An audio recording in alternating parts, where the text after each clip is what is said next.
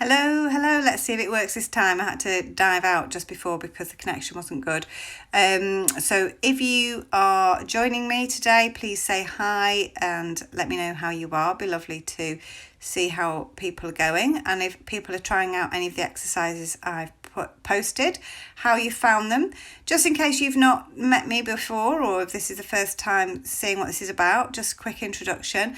My name's Amy. I am a women's wellbeing and success coach, and I help stressed out, busy, overwhelmed women go from feeling kind of burnt out and exhausted to feeling a little bit more kind of positive and empowered and in control of their lives. And I have noticed a lot of people back end of this year feeling pretty wrung out, pretty fed up, emotionally in kind of quite a negative place. And I just thought I'd put together this short series of videos to hopefully help prepare you mentally for Christmas and the New Year, with some exercises for you to try to help boost feelings of positivity and well-being. So today we are on day 6.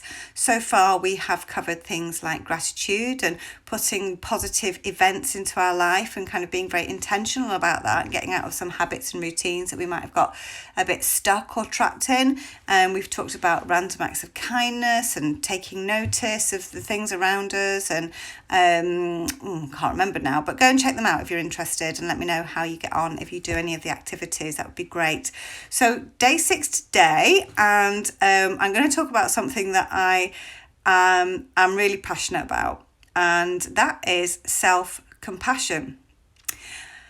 It is something that I think a lot of us find really, really hard, is being kind to ourselves and talking nicely to ourselves. And it's something that I notice a lot of my clients struggle with.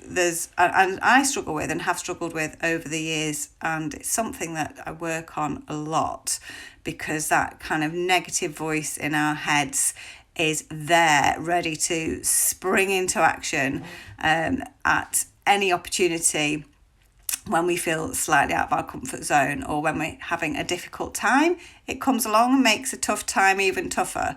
How crazy is that? But, I see it so much that we just don't really feel good enough. We feel we are, we're either too fat, too thin, we've not done enough exercise, we're not good enough at our jobs, we won't get that promotion, we are a bad parent because we've shouted at our kids because we've kind of, been pushed to the nth degree, or we are, I don't know, we find any way to kind of tell ourselves that we are not really good enough at what we're doing, and don't really pay attention or take any credit for the things we do well, or the things that we have achieved.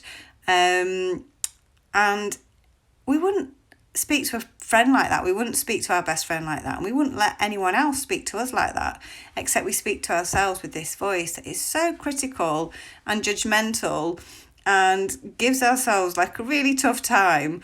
And our brain doesn't know the difference really, that between the fact that we're just saying it in our heads or that someone else hasn't said it to us. We feel it. It really affects kind of how we feel, and it can put us on a real downer. It can stop us from going after our dreams. It can stop us from doing what we want to do. It can stop us from showing up as who we want to show up. It can make us procrastinate. It's a real problem for many people. And it's hard, isn't it? It's hard to show ourselves the same kindness as we would to a good friend. And when we're going through difficult times, we kind of have this tendency, like I said, to make it even harder by saying these things to ourselves. I'm sat here looking at myself now doing this live thinking, oh my God, my hair, and I can't wait to get to the hairdressers, and who's going to listen to me, and all this stuff will come into my head if I let it. But there's a way of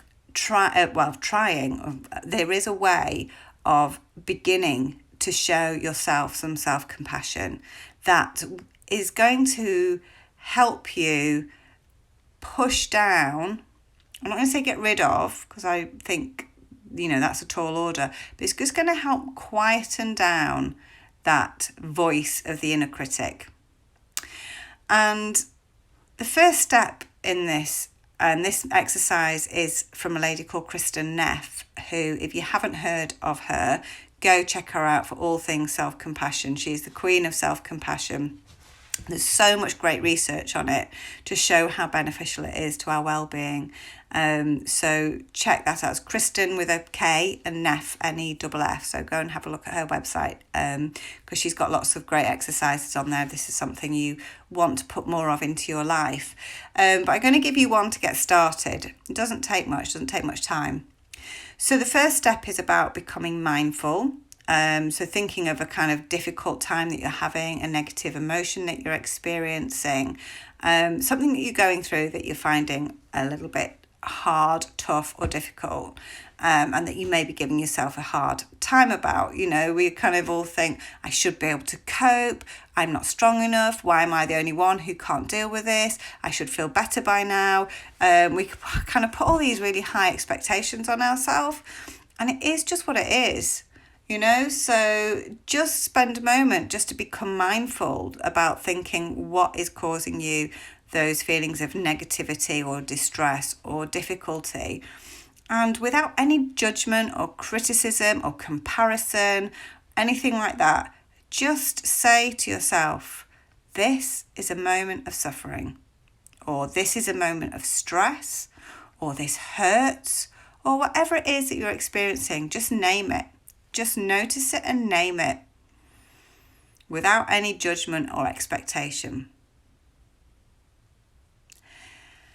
And when you've done that, the next step is to feel that you're not alone in that suffering. You are one person out of how many people on this planet? I don't know, like 75 billion people. And yes, we are all unique and we are all going through our own different experiences, but we share similar emotions and we share common struggles and we share difficulties. And no one goes through life without experiencing sorrow and challenge and difficult, tough times. So you will not be alone in how you feel at any given moment. And just to feel connected to other people that would also be feeling the same just helps you feel a bit more, just makes it feel a bit more normal and okay. This is why support groups, I suppose, are really good, is that it just brings together a group of people with a shared experience, going through some shared kind of emotions that they can feel understood and heard and connected to each other with. So just think about that connection with all those other people in the world, and that there are other people experiencing similar difficulties. You are not alone. You are not abnormal in how you feel. You are not deficient. You're just wonderfully human, and with all its flaws and all the problems that brings. But you are wonderfully human, and just starting to kind of connect with that idea, and say to yourself, I'm not alone. We all struggle. Other people have felt this way. Other people do feel this way. Or something else that feels right to you, but just something that makes you feel less alone with how you're feeling. And then once you've done that, it's the third step, and this is the final step, is to show yourself some kindness and some care. And I recommend that you just kind of sit mindfully and sit quietly and just kind of put your hand over your heart and really connect with yourself and just say, I don't know, like, may I be kind to myself? May I be patient? May I accept myself as I am? This will pass. May I be loving to myself? Or whatever feels right to you. And just take a moment to connect with those words. And see how showing yourself some self-compassion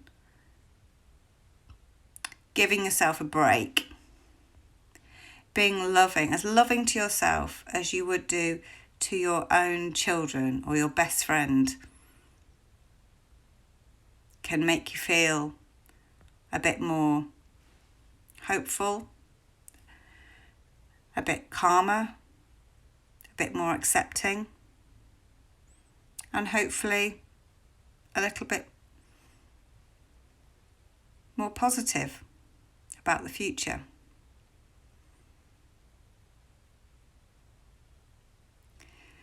So that's all for today. So let me know how you get on with feeling a bit more self-compassion. Is that easy to do?